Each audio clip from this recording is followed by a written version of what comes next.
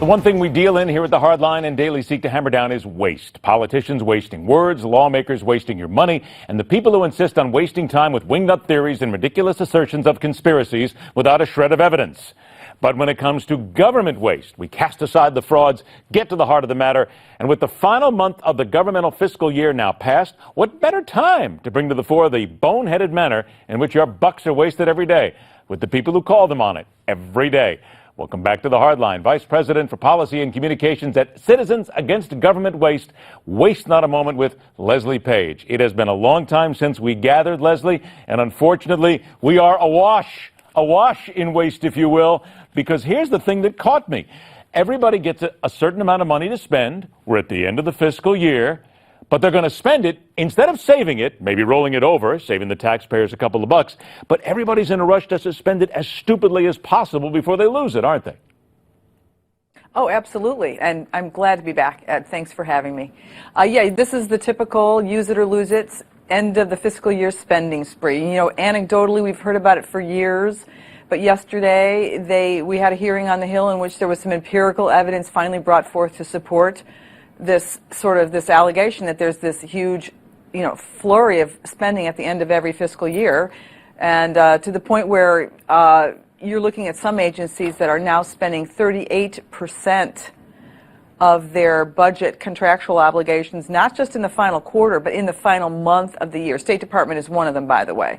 But yeah, this is happening government-wide it doesn't matter what party's controlling Congress, doesn't matter what party's controlling the White House, and it also doesn't matter whether or not they are delayed in getting the appropriations process finished or if they do it at all. This is a feature of our agencies. It's sort of a feature, not a glitch. I'm looking at these right now, just some of the things. Workout equipment from a company, a discount outlet, almost $60,000 worth of iPads or their parts, $27,000 worth of brand name parkas. This all for the Department of State. But here's the big deal, Leslie. We talk about this so often. But what is it, if anything, that a consumer, that a taxpayer, the people that you and I are looking right in the eye right now do to stop this? It seems as if this is just out of control. There's nothing we can do. We're helpless. We're not helpless. That's number one. And I don't think any of your viewers should ever take that position. It's not true that we're not helpless. And in fact, some of the fixes are not very complicated. First of all, the government is an entity that responds to incentives. And the incentives in this case are perverse. There is absolutely no incentive to spend the money in a kind of a judicious, wise way. The burn rate per month for an appropriation should be about 8.3% of your budget if you were burning through that money on a regular basis. On average, agencies are burning through the money at about 16.9%, which means that you're having huge spikes at the end of the fiscal year. One of the things that we could do, and Congress needs to enforce it, is number one, we could do a pilot program that basically allowed some agencies to carry over some funds into the next fiscal year as long as those funds were overseen, and that's a big if, because Congress doesn't really do a lot of oversight as much as it should. If you don't mind, let me stop you there, Leslie, for a second, because you just hit something right here. I only got a couple of minutes left, but it's what I mentioned at the beginning. The fact that there's money left over, it's not spent. Isn't there there's no mechanism you're telling me right now that would allow that money basically to roll over into the next year? That's ridiculous. There aren't, not agency-wide. There aren't, but you could do a pilot program and try it. But you don't want to let it roll over forever. That's the thing. You've got to have mechanisms in place to oversee it, to be sure that that people don't manipulate it the other way, hoard the money so they can roll over it into next year. I mean, there's all kinds of gamesmanship that goes on in this situation. The other thing you could do is change the way government employees are incented.